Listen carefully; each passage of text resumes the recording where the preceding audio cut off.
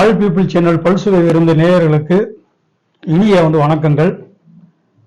நம்ம பல்வேறு நிகழ்வுகளை இந்த சேனலில் போட்டிருந்தாலும் சினிமா அப்படின்றது நம்மளை பிரிக்க முடியாத ஒரு கலைத்துறை.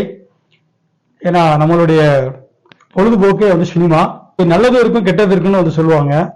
இப்போ 2024 இருந்து நம்ம சேனல்ல நல்ல படங்கள் மட்டும், இந்த சமுதாயத்திற்கு தேவையான அந்த படங்கள், அதுபோக மக்கள் விரும்பி அதனை வெற்றியாக கொண்டாடக்கூடிய படங்கள் மட்டும் நம்ம இப்ப பேச போறோம். அதுல சமீபத்தில் வெளிவந்த மஞ்சமாள் பாய்ஸ்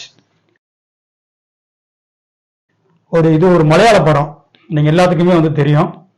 மலையாளமும் தமிழும் கலந்த ஒரு கலவையில இந்த படத்தை எடுத்திருக்காங்க. இது 2006ஆம் ஆண்டு உண்மையிலே கொடைக்கானல்ல நடந்த ஒரு அற்புதமான ஒரு கதை. அதாவது அற்புதமான கதைன்றதை விட ஒரு ஆபத்தான ஒரு கதை. அந்த கதையுடைய நிஜத்தை இந்த மஞ்சமாள் பாய்ஸ் உடைய இயக்குனர் சிதம்பரம் அவர்கள் அருமையா பண்ணியிருக்காங்க. பாத்தீங்கன்னா 35 ஆண்டுகளுக்கு முன்னாடி அந்த குணான்ற படத்துல குணா குகை அப்பதான் தெரியும். அது வரைக்கும் கொடைக்கானலுக்கு சுற்றுலா தலங்கள் யாரு போயிருந்தாலும் அந்த இடத்த ஒரு பார்வையிட முடியாது. அந்த குணா படம் வந்ததுக்கு பின்னாடி நாங்களே ஒரு 30 ஆண்டுகளுக்கு முன்னாடி அதை போய் பார்த்திருக்கோம். அப்புறம் அதற்கு பின்னாடி அந்த இடத்துக்கு போறதுக்கு தடையிட்டாங்க. இந்த மலையாள சினிமா அற்புதமாக அந்த படத்தை வடிவமைச்சிருக்காங்க. இன்னைக்கு நேரடியாகவே நம்மளுடைய தமிழ்நாட்டில் அந்த மலையாள படம் நேரடியா தியேட்டர்ல வெளியிட்டு இந்த வாரம் ரொம்ப மிக அருமையான ஒரு கொண்டாட்டமான ஒரு படமா இருந்தாலும், இது எப்பவுமே மலையாள படம் ஒரு பட்ஜெட் தான். அந்த பட்ஜெட்குள்ளதான் அவங்க பண்ணுவாங்க.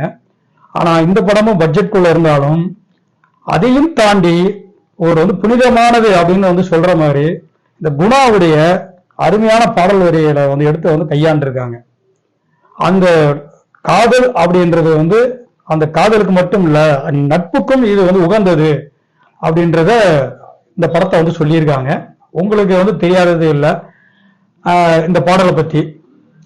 இப்ப இந்த படத்துடைய கதை என்னன்னு கேட்டீங்கன்னா, அந்த மஞ்சமாள் பாய்ஸ் மஞ்சமாள் என்ற அந்த கொச்சியில இருந்து கிளம்பி கொடைக்கானலுக்கு வராங்க. எல்லாமே சுற்றுலா தலத்துல நல்லா பாக்குறாங்க, செய்யறாங்க.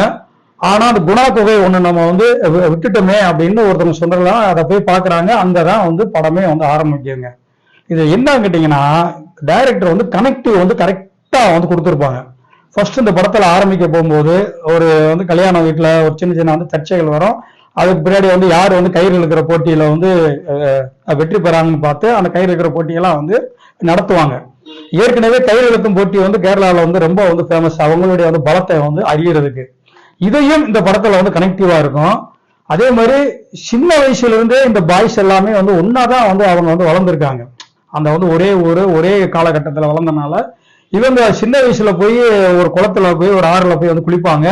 அதுல ஒருத்தர் மாட்டிக்கிடுவாரு. அவனை காணாமனு தேட போகும்போது அதை ஒருத்தர் உள்ள போய் எடுத்துட்டு அந்த பையனை மீட்டுட்டு வருவாரு. இது எல்லாமே இந்த படத்தோடைய கனெக்டிவா இருக்கும்.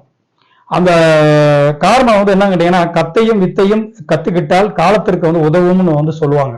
கத்தைனா கல்வி, இந்த வித்தைனா நம்மளுடைய பல்வேறு திறமைகள். இது எல்லாமே அந்த சின்ன வயசுலதான் கத்துக்கிற முடியும்னு சொல்லுவாங்க. அது நம்மளுடைய வாழ்க்கைக்கு எங்கேயாச்சும் ஒரு காலகட்டத்துல உதவும்.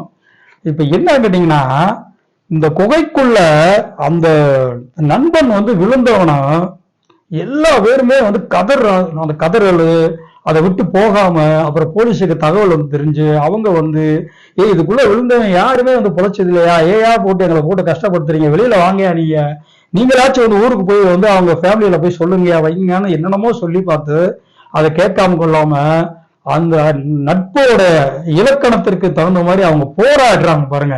அந்த போராட்டம் தான் நம்ம எல்லாமே மெய்சில் இருக்க வைக்குது. ஃபயர் சர்வீஸ் அவங்களே அந்த குகைக்குள்ள இறங்குறதுக்கு பயப்படுறாங்க. சார் நானும் பொண்டாட்டி பிள்ளைக்காரங்க சார், இதெல்லாம் எனக்கு பயமா இருக்கு சார். ஏன்னா இந்த குகை என்பது நேரடியாக மேலிருந்து அப்படியே விழக்கூடிய பள்ளம் இல்லை. இது நெளிவு வலிவு இந்த மாதிரி சுழி எல்லாமே இருக்கும். இதெல்லாம் இடுக்குக்குள்ள போய் மாட்டிக்கிட்டோம்னா வர்றது ரொம்ப கஷ்டம் அப்படின்ட்டு இப்படிப்பட்ட ஒரு காலகட்டத்துல நண்பன் ஒருத்தர் நான் இறங்குறேன் அப்படின்ட்டு அது ஒரு கனெக்டிவ் பாத்தீங்கன்னா, அந்த சின்ன வயசுல அந்த ஆத்துக்குள்ள அந்த பையனை தேடி கண்டுபிடிச்சு வர்றது, இந்த ஒரு அந்த தைரியம் நம்மளுடைய மனசுக்குள்ள அவருக்கு அப்படியே வந்துருச்சு. நான் இறங்குறேன் சார், என்னுடைய நண்பனை காப்பாத்தாம நான் இதை விட்டு போக மாட்டேன் அப்படின்னு அவர் எவ்வளவோ தூரம் சொல்லி அப்புறம் மேல வந்து காவல்துறை இது வந்து சம்மதம் தெரிவிச்சு அவரை உள்ள வந்து இறக்குறாங்க. இதுதான் அவர் உள்ள இறங்கி அவரை மீட்டு கொண்டு வராங்க பாருங்களா. உண்மையிலங்க நாங்களாம் சின்ன வயசுல வந்து படம் பார்க்க போகும்போது அப்படியே ஒரு வந்து நிஜத்துல நடக்கிற மாதிரியே இருக்கும்.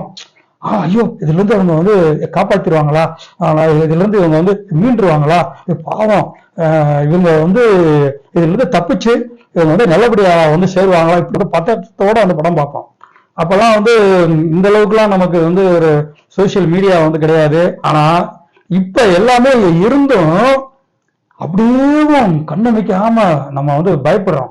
ஐயோ அவங்க உள்ள போயிட்டாங்களே, மேல வந்து வருவாங்களா. ஏன்னா எல்லாருமே சொல்லக்கூடிய ஒரே வார்த்தை, இந்த குழிக்குள் போனவங்க ஆனா யாருமே இது வரைக்கும் வந்து பொழைச்சது இல்லை அப்படின்ட்டு எல்லாருமே ஸ்ட்ராங்கா வந்து சொல்றாங்க. அதையும் மீறி இந்த படத்துல அவரை வந்து காப்பாத்தி வெளியில கொண்டு வராரு பாருங்க.